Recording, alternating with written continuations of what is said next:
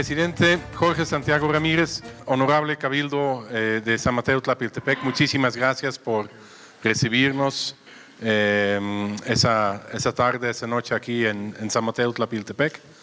Estimado público, muchísimas gracias por estar en ese pequeño evento. Desde hace varios años, desde 2004, hubo un deseo de las entonces autoridades de la comunidad y el museo en Toronto de comunicarse, de establecer un diálogo, de conocerse, porque durante más de 100 años no hubo ninguna comunicación entre la comunidad de San Mateo Tlapiltepec y la institución en Canadá que le tocó conservar y cuidar el códice original.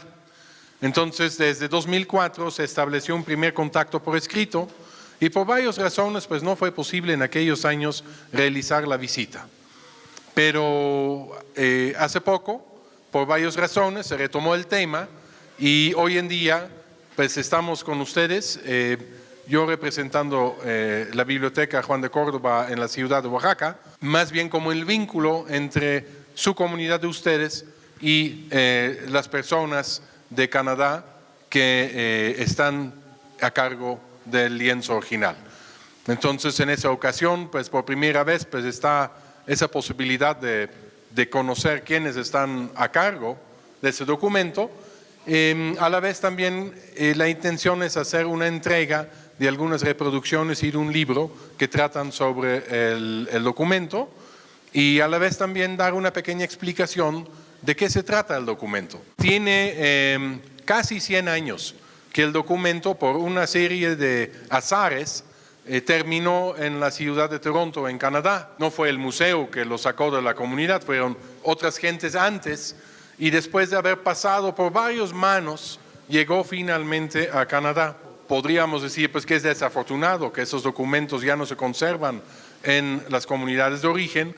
Por otro lado, pues qué afortunado que se conservan, porque también en ese trayecto muchos otros documentos se han perdido.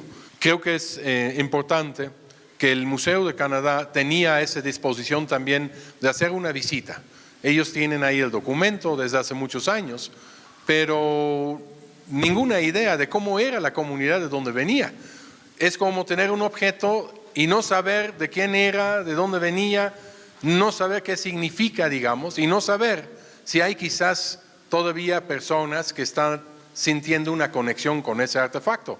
Entonces la curiosidad del museo en ese momento era saber, bueno, ¿qué es eso de la comunidad de San Mateo Tlapiltepec? ¿Dónde está? ¿Quiénes viven ahí? ¿Cómo es su cultura? ¿Cómo es su gente, pues, ¿no? Entonces, por eso también la persona indicada para la visita es el licenciado Arnie Brownstone, porque él diariamente es su responsabilidad de conservar el original en las mejores condiciones. También acompaña a Nicholas Johnson, que es una persona que a través de los años, junto con su servidor, pero de manera independiente, hemos trabajado ese documento en mucho detalle. Los dos conocemos muy bien el documento y nos gustaría mucho compartir algo sobre ese documento con ustedes esa noche, ¿no? Entonces yo creo que en primera instancia voy a pasar la palabra al doctor Nicholas Johnson para que él pues explique un poquito algo del lienzo original. Es un honor estar aquí. Muchas gracias a las autoridades y a la gente de Tlapiltepec. Ojalá que me entiendan. Bueno, como breve introducción al lienzo, voy a hablar un poco sobre la organización del lienzo, especialmente la organización geográfica, porque el lienzo es una combinación de historia y mapa. Es la historia de los señores gobernantes prehispánicos de los pueblos del Valle de Cuixtlahuaca, en la Mixteca Alta. Y también es un mapa de estos pueblos y otros lugares significativos para la gente del Valle de Cuixtlahuaca. En el lienzo, las personas aparecen como dibujos de figuras humanas, hombres y mujeres, muchas personas. Y los pueblos y los otros lugares aparecen como glifos que dan sus nombres. Por ejemplo, Tlapiltepec, Cerro del Nudo, se ve como un cerro y una cuerda con nudos. La primera cosa que quiero mencionar sobre la organización del lienzo es que está dividido por una línea larga vertical en dos columnas. En la columna a la izquierda, lo que el lienzo nos da es la genealogía completa de los señores del pueblo principal, es decir, de Coixtlahuaca. La genealogía empieza a pie del lienzo con lugares de origen, lugares semimíticos, y sigue subiendo por las muchas generaciones de señores hasta lo alto del lienzo, donde encontramos a los señores que vivían alrededor del tiempo de la llegada de los españoles en México. Ahora está en el espacio de la columna derecha que aparece el mapa y está en la mitad superior de esta columna donde se encuentran los pueblos del Valle de Coixtlahuaca. Se puede ver también que los glifos de los pueblos están distribuidos más o menos como están en el paisaje. Es un mapa. Y como ejemplos de los pueblos tenemos Coixtlahuaca, Llano de Serpientes aquí, Tlapiltepec, como dije, Tequixtepec, Cerro del Caracol, Ihuitlán,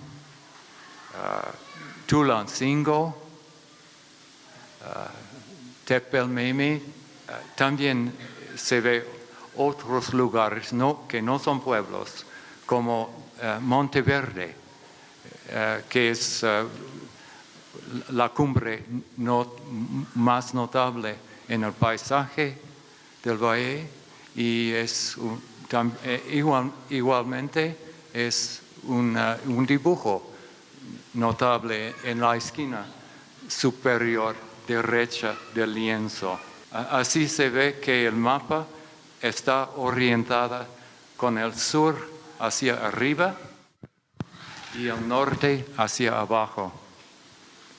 Y también la mayoría de los muchos pueblos que aparecen en la mitad inferior del mapa no se localizan adentro del Valle de Coixtlahuaca, sino se encuentran más al norte, muchos de ellos en la región de Puebla Sur, pueblos como Cuautinchan, Casa del Águila, Tepeaca también, Cerro con Cara, Tecamachalco, Tepeji. También en la parte más alta del mapa, arriba del Valle de Coixtlahuaca, la parte más sur, hay otro grupo de pueblos localizados, en este caso, más al sur, en la Mixteca Alta. Algunos de ellos, sí, en el Valle de Llanuitlán, Nochistlán. El punto es que el énfasis del mapa está en un eje norte-sur o noroeste-sur. El énfasis está en relaciones entre el valle o el señorío de Cuixtlahuaca y comunidades localizadas especialmente más al norte, pero también lugares más al sur en la Mixteca Alta. Se puede decir entonces que el lienzo de Tlapiltepec es un mapa interregional. Hay una cosa más que quiero mencionar sobre el lienzo de Tlapiltepec. Lo que es que para mí no es solamente un registro de hechos históricos, es fuertemente un cuento con movimiento de abajo hacia arriba, de arriba hacia abajo, organizado por las columnas y conectado por una red extensa de líneas que nos guían cuando estamos mirando el lienzo. Y finalmente, también no es solo un cuento de gran continuidad. Debido al gran tamaño del lienzo, más de 2 veces más alto que nosotros, que lo miran, que lo leen, es una verdadera dramatización del cuento. Eso es de la historia del paisaje y de la gente del antiguo Cuixtlahuaca. Gracias. Lo que es importante saber es que el documento fue pintado alrededor de 1550. Quiere decir un poquito más probablemente ya de 450 años.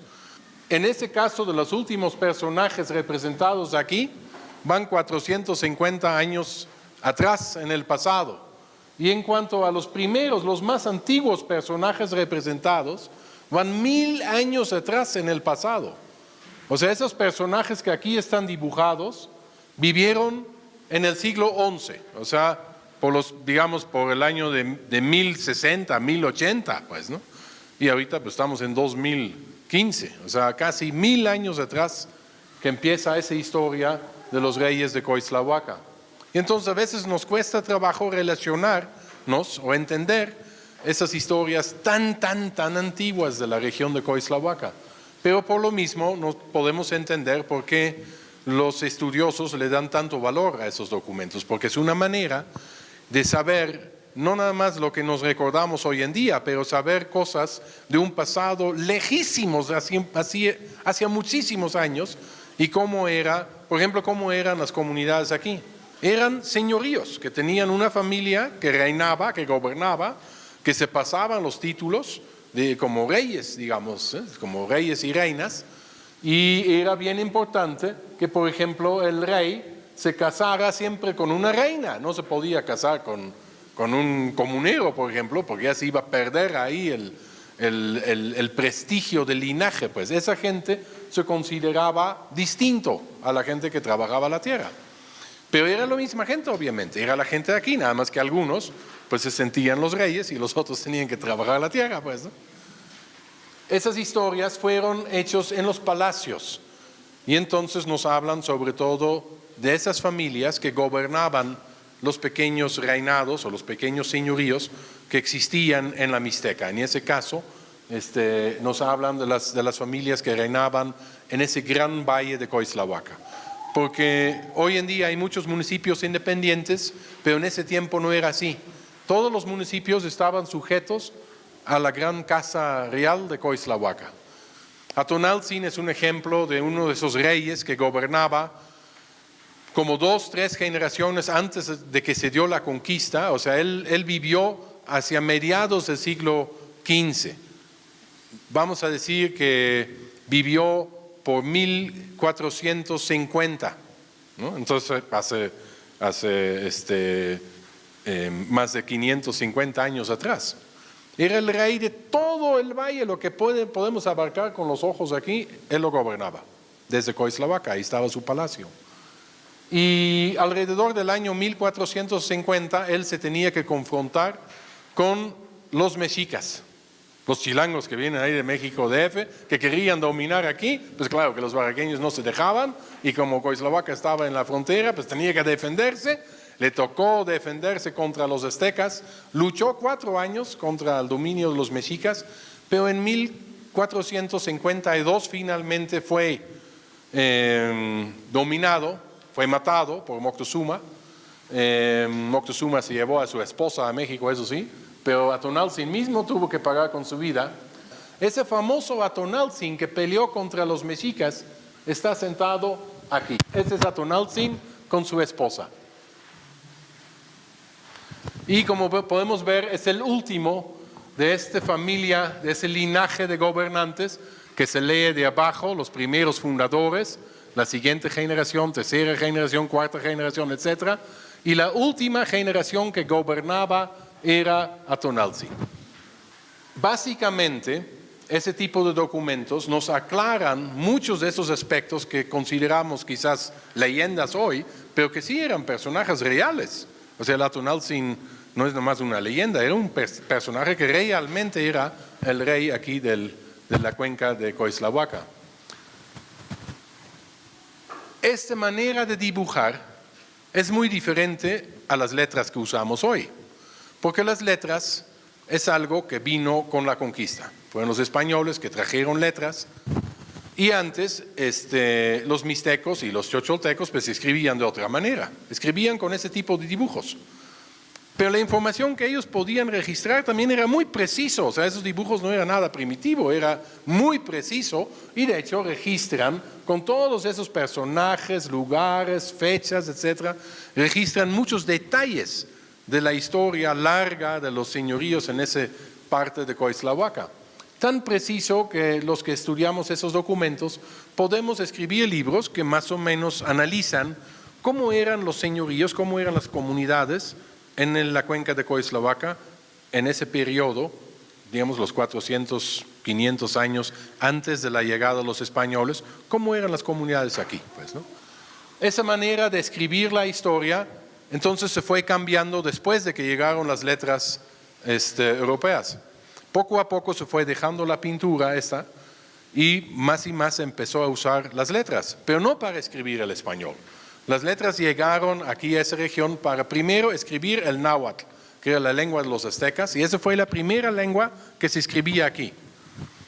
Más o menos entre 1550 y 1570 fue común, cuando alguien quería escribir un testamento, una carta de compraventa, una cuenta, lo que sea, una carta, que se escribiera en náhuatl, en letras de los españoles.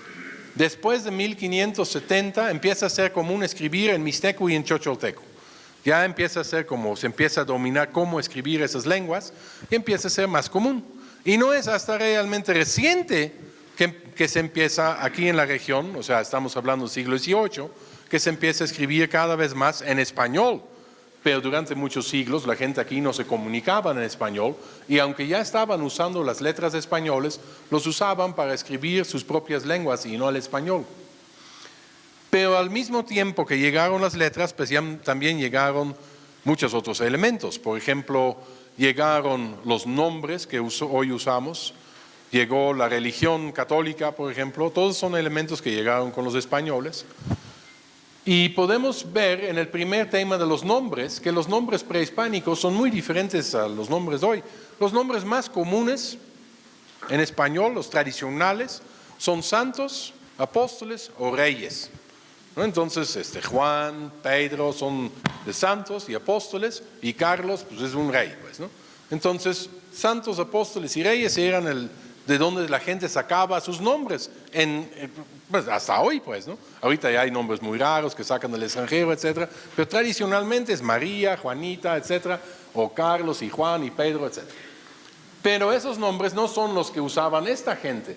Vemos que todas las personas detrás de su cabeza tienen volando algunos pequeños dibujitos. Todas las personas tienen detrás de su cabeza esos dibujitos, y esos dibujitos siempre consisten de unas bolitas y un dibujito. Y esas bolitas nada más hay que contarlas.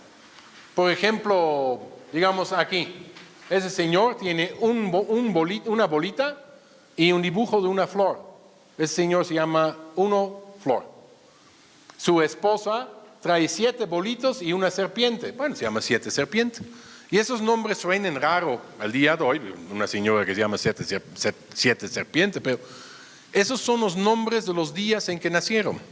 Y esa costumbre, ustedes bien lo conocen seguramente, porque antes, a bautizar al niño, pues el sacerdote nomás veía el santoral y dijo, pues día de San Pedro se va a llamar Pedro, pues, ¿no? Pues aquí hicieron igual en la época prehispánica, buscaban qué día era en el calendario prehispánico y ese nombre de día, le daba a la persona. Y por eso todas las personas llevan un nombre del calendario prehispánico. Flor y 7 serpientes son nombres de días del calendario prehispánico. Este sistema hay que aprenderlo obviamente primero para poder leer ese tipo de documentos. En cuanto a la religión, claro que en la época en que ocurren la mayoría de los hechos que se registran aquí, no estaba la religión católica, la gente tenía otra religión, en que era la gente muy devota a la lluvia, a la tierra, al maíz, porque eran los elementos que sostenía el ser humano. Posteriormente, y ya vemos aquí, posteriormente llegó la religión. Entonces este documento que está pintado como unos 30 años después del arribo de los españoles, pues ya tiene mencionado algunas iglesias. La gran iglesia de Coislahuaca aquí, la iglesia de Suchislahuaca aquí, la iglesia de Ihuitlán aquí, ya están mencionados, las primeras iglesias que se construyeron en la región. Lo que tenemos aquí en esa historia pintada es la historia de la cuenca de Coislahuaca, que empieza hace más o menos 1000 años y nos lleva a través de como 5 siglos hasta poquito después del momento de la llegada de los españoles, cuando la cultura de los pueblos empieza a cambiar mucho. La gente empieza a cambiar a la religión católica, empieza a usar nombres como María, Juanita, Pedro, etc. La gente empieza a usar letras y por eso también aquí se acaban los reyes y ya no siguen más, porque pues ya empiezan los cambios a darse en las comunidades y empezamos a tener otro tipo de documentos. El poderío de Coislahuaca tenía un alcance muy grande. No era un señorío que nomás localmente tenía importancia, no era un señorío que tenía conexiones en el Valle de Nochistlán, en el sur de Puebla y tan lejos como Cholula y Tenochtitlán. Y de hecho, los mexicas consideraban a la casa gobernante de Coislahuaca como de muchísimo prestigio. Era un señorío grande, rico, poderoso. Seguramente ustedes también han escuchado la leyenda o la plática, la historia de que hubo un mercado muy grande en Coislahuaca. De hecho, ese fue el mercado, fue la razón por la que los mexicas querían dominar Coislahuaca, porque en Coislahuaca se trocaban los productos de lujo de Soconusco, de la costa de Guatemala, como el cacao, las plumas de quetzal, otras plumas preciosas que usaban los mexicas en hacer sus vestidos de pluma, etc. Y la única manera que podían adquirirlo era comprarlos en Coislahuaca. Y llegó el momento y dijeron, ¿y por qué lo estamos comprando? ¿Por qué no simplemente vamos allá y los agarramos? Y eso es lo que hicieron, pues, ¿no? Trataron de controlar la ruta desde Guatemala y Chiapas, que terminaba en Coislahuaca, y Coislahuaca tenía la plaza que comercializaba todos los productos hacia Puebla y hacia el centro de México. Bueno, es un poco una idea global del contenido de este documento, pero la gran sorpresa es cuando uno ve con mucho cuidado el original, uno empieza a darse cuenta que algún día estuvo coloreado. Y cuando uno se fija más y más, se ve que todos los dibujitos tenían color. Nada más que hace muchos años ya, el color se desvaneció, seguramente el documento estuvo a la luz del sol durante mucho tiempo, los colores se fueron perdiendo y ahorita apenas se distinguen algunos colores. Se hizo un dibujo súper preciso del documento y se reconstruyeron los colores que el documento originalmente tenían. Eso se imprimió en un papel de alta calidad y lo embarcamos. Y ese también vamos a dejar aquí en la comunidad por parte del museo en Toronto, para tener esa constancia de que el documento algún día estaba muy bonito, con muchísimos colores. Pero otra razón también para escoger esa fecha no es nada más que se había terminado ese proyecto de reconstruir los colores. También hace muy poco salió un libro en que varios investigadores colaboraron para hacer un estudio, el estudio más avanzado y más preciso que se tiene sobre este documento. Desafortunadamente, por haberse publicado en Estados Unidos, nada más existe todavía la edición en inglés. Y es una esperanza de que en un futuro no demasiado lejos podemos convencer a una editorial mexicana de hacer una traducción al español. Pero mientras, creo que ya es el momento que la gente del museo pues haga entrega formal de algunos ejemplares de ese libro y también de la versión coloreado del documento. Entonces, para eso paso la palabra al licenciado Arnie Brownstone. Gracias por asistieron tanta gente aquí por esta noche. Estoy muy feliz de estar aquí. Y gracias a las autoridades por organizando este evento. Y también la biblioteca Juan Córdoba por su generosa ayuda, y también el Museo Real de Ontario, a donde yo estoy trabajando. El lienzo de Topiltepec vino a mi museo en 1919 y todavía está allá en el museo, más o menos como era antes de llegar. Todavía los colores están muy desvaídos como un siglo pasado, pero también las telas están muy fuertes y este objeto todavía es un documento que tiene mucha vida. Y mientras no hay mucho cambio en el lienzo, hay un cambio en las actitudes de los museos en todo el mundo, empezando en los 90 del siglo pasado. Cuando en este cambio de actitud, los museos quieren algo para sus mismos. Querían que la comunidad tener un papel en la exposición. Tenía la idea que es muy importante que mostrar que la comunidad de los objetos de 2 siglos desde atrás todavía están viviendo. Y es un estilo de mostrar,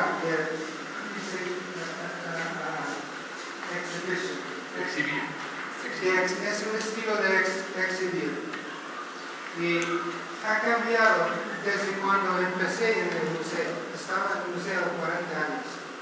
Y es una cosa bastante nueva. Y no estoy todavía estoy un poco abierto sobre esto. A mí las cosas viejas pueden parar en sus mismos pies. ¿Entiendes? Pero ha cambiado el estilo de hacer cosas en museos. Y lo más importante para mí es establecer una conexión entre las comunidades. Porque es una cosa muy positiva y necesita en el mundo. Y había muchísimos siglos en que la gente está luchando uno contra el otro.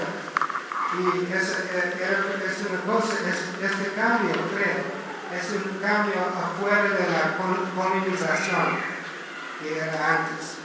Por eso estoy muy positivo sobre esa cosa. Entonces, había dos promesas que el museo da una ilustración a la comunidad de Chapultepec y también para ir a la inauguración una persona representativa de Chapultepec, pero se quebraron los planes para la exposición y por eso desde hace 11 años no tenemos nada de contacto. Disculpe, estoy muy mal escritor de las cartas, especialmente en español. Pero los intereses en el lienzo todavía estaba muy fuerte. Y en vez de la exposición, tenemos un plan para hacer un libro específicamente sobre el lienzo de Chapultepec. Creo que es un libro muy distinto en el mundo de esos colores. No hay muchos libros sobre un objeto. Y además tenían ideas nuevas sobre cómo hacer las ilustraciones para